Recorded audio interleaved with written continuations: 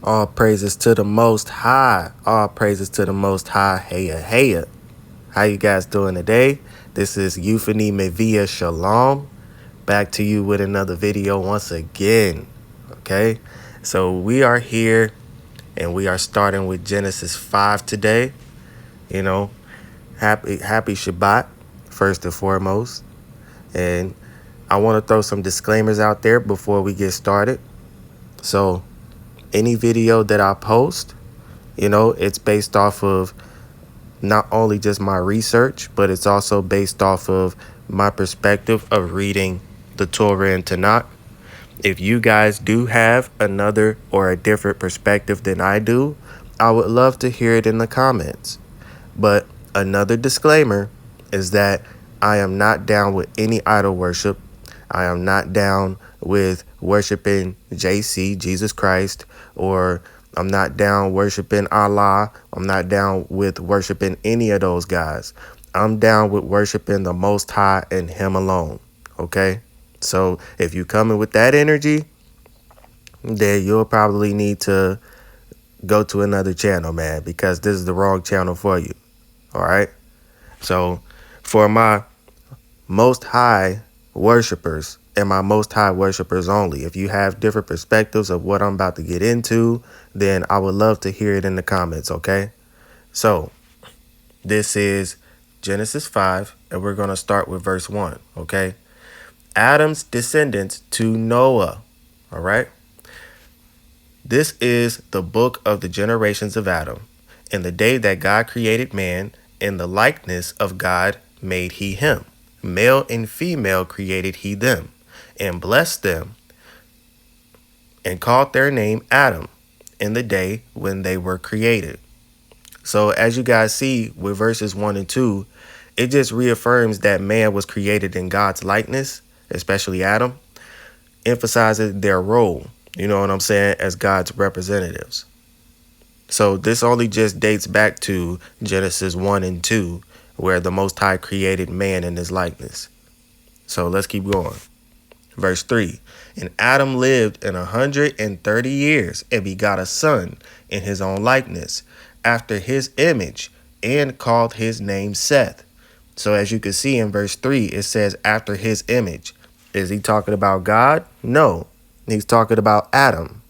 Why is that? It's because Seth is being highlighted, right, based off of him being born in Adam's image. All right, so this is dealing with Adam falling to a sinful state as a mortal, right, inheriting the fallen state, as opposed to Adam in his innocence, right, who was created in God's image. So you could be able to see the distinction right there when it comes down to verses 1 through 3. So we're going to go to the lineages here, right? And let's see the genealogy of Seth. In the days of Adam, after he had begot Seth, were 800 years, and he begot sons and daughters. And all the days that Adam lived were 930 years, and he died. And Seth lived 105 years, Salakia, and begot Enos. And Seth lived after he begot Enos 807 years, and begot sons and daughters. And all the days of Seth were 912 years, and he died. And Enos lived 90 years and begot Canaan. And Enos lived after he begot Canaan 815 years and begot sons and daughters. And all the days of Enos were 905 years, and he died. And Canaan lived 70 years and begot Mahalaleel. And Canaan lived after he begot Mahalaleel 840 years, and begot sons and daughters. And all the days of Canaan were 910 years, and he died. And Mahalaleel lived 65 years, okay, and begot Jared. And Mahalaleel lived after he begot Jared 830 years, and begot sons and daughters. And all the days of Mahalaleel were 895 years, and he died. And Jared lived 162 years, and he begot Enoch. And Jared lived after he begot Enoch 800 years, and begot sons and daughters. And all the days of Jared were 962 years, and he died. Okay? So as you can see from Seth to Jared, these verses highlight the passing of time and the inevitability of death, the phrase, and he died, as a consequence of Adam's sin. Okay? So we all know about Adam's sin already. When they fell to the sinful state, then eventually they were going to die. All right? And this is the repetition. This is the perpetual motion of generation after generation dying because of what Adam and Eve did in that garden. Okay? So, let's keep going, right? And Enoch lived 65 years and begot Methuselah. And Enoch walked with God after he begot Methuselah 300 years and begot sons and daughters. And all the days of Enoch were 365 years. And Enoch walked with God, and he was not, for God took him. Okay? So when it talks about Enoch walking with God and was taken by God, it indicates high righteousness. Okay? High righteousness. So Enoch was on another level when it comes to him being a righteous person towards God. You see what I'm saying? And I know we do have like certain traditions to where, they note about Enoch's being inconsistent and sometimes righteous and sometimes wicked. You know what I'm saying? And they believe that type of balance is what made God took him early. You know what I'm saying? Throughout his lifetime. You can read this in the Midrashic tradition as well. You know what I'm saying? But I know there's different views out there, but I believe that this is based off of Enoch just being super righteous around the time of sin. You know what I'm saying? So this is just how I take it. The Most High wanted Enoch to, know some things and walk with him. So Enoch decided to go with him. And so verse 25, and Methuselah lived in 187 years and begot Lamech. Okay. And it says, and Methuselah lived after he begot Lamech 782 years and begot sons and daughters. And all the days of Methuselah were 969 years, and he died. Okay. So with Methuselah lived the longest, okay, showing God's patience, yet he still died before the flood. So as you can see, it says that, and Methuselah lived after he begot Lamech 782 years and begot sons and daughters. And all the days of Methuselah were 969 years. Okay, so while Methuselah's ancestors was living, on a decreasing level, Methuselah lived on an increasing level. See what I'm saying? Even though Methuselah eventually died, Methuselah's lifespan is just showing that God has patience with people. You know what I'm saying? That keeps calling to him. You know what I'm saying? That keeps turning back to him. So Methuselah might have been a righteous person throughout Methuselah's lifetime. You see? And that's what made Methuselah live long. So let's keep going with that. Verse 28.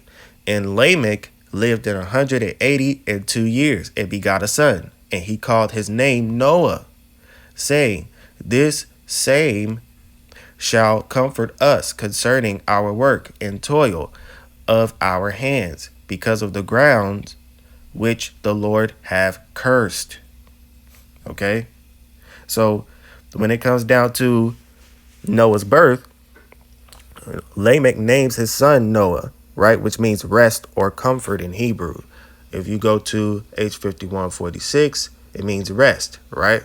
So we could see that that's true. All right. So when it comes down to Noah's name, right, it prophesies that he would bring relief from the curse of the ground brought by Adam's sin. So once Noah was born, right, we could be able to see in context that he was going to bring some relief, right, into that curse. Now, in verse 30, it says, and Lamech lived after he begot Noah 595 years and begot sons and daughters. And all the days of Lamech were 777 years, and he died. And Noah was 500 years old. And Noah begot Shem, Ham, and Japheth. Okay? So right here in verse 32, we could be able to see that the author introduces Shem, Ham, and Japheth, right? Focusing on the preservation of the righteous line, which is Shem, okay? So we're going to see why Shem is the righteous line in later chapters, because Shem is considered, the Most High God is considered the God of Shem. So when it comes down to it, we could be able to see this line and we could be able to see certain contexts. But I want to actually do something fun, okay? And that is me actually looking up all of these different names in Hebrew, okay? And what they actually mean and if they correlate with one another, all right? So we're going to start with Adam. And with Adam, it means the name of the first man, okay? So we got that in context, right? Let's see. Seth, this is H8352. It means put, that is substituted, okay? Because Seth was a substitute for Abel. Now, if we go and keep going to the third person, it's Enos, right? And it's actually pronounced Enosh or Enosh, a son of Seth, but also it means a mortal, okay? A mortal, hence a man, right? So the root word is Enoshe. So we got Enos, and now let's go ahead and do Canaan, right? Canaan or Kenan, we could be able to see that the root word for Canaan is Cain, right? Which means a nest, a chamber or dwelling, a nest room, right? So I'm gonna definitely show you guys why I'm looking up all of these different names in a second, okay?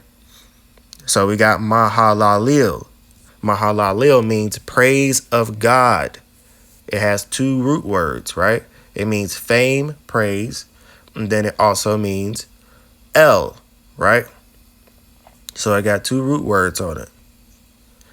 Now, if we keep going, right, we're going to see Jared, H3382, and it means a descent, right? So we could be able to see that this definition, a descent, is for Jared. So let's see Enoch, right? Enoch or Chanuk in Hebrew means initiated. To get more context, right, it means to narrow, to initiate, or discipline, okay? Dedicate, train up, right? Which is kanok, right? And as the root word for kanoke in Hebrew. So let's keep going, right? We got Methuselah, right? Methuselah means man of a dart, okay? Man of a dart. Properly an adult is one of the root words, which is math.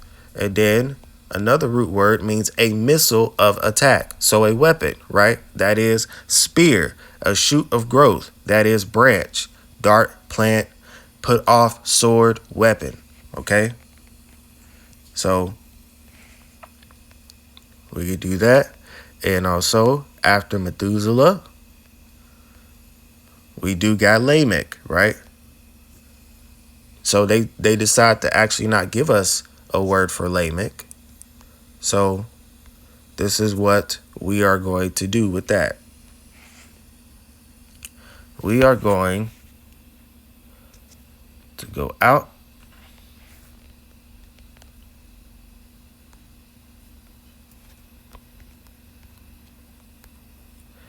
Lamech, Hebrew meaning. It means powerful, strong, or robust young man, right? Though some suggest to be low or even despairing. But we know for a fact that we're going to go with the highlighted instead of the unhighlighted, okay? But we could be able to use the unhighlighted. Never mind that. Let's use the unhighlighted too as an example. So, to be low, despairing, or overcomer, mighty youth, powerful, strong, right? So, we can see it has something to do with power, right? Or descent. Let's see. After Lamech, we got Noah. We already looked up Noah. It means rest. And then after Noah, we could be able to see Shem, right? Shem means what? The name, right? The name. So we could do that. Ham means hot, right? And then also Japheth means expansion, right? To open, that is be roomy. All right. So expansion, you could be able to say enlarge, right? So if you put all of these different Hebrew definitions together, these different Hebrew names together, it creates a sentence, okay? And this sentence is definitely dealing with the Adam and Eve story, all right? And the sentence is, the first man substituted into mortality in a nest to praise God and fell. Through discipline as a weapon of humiliation, resting by the name of large heat, which is a metaphor for fire. And so we could be able to see that the Most High represents fire when it comes down to the burning bush, when it comes down to Exodus 20, when it comes down to him just speaking to us throughout the midst of the fire. We could see that the name of large heat, or the name of the fire, is the Most High's name. And with that being said, Shalom Barakas.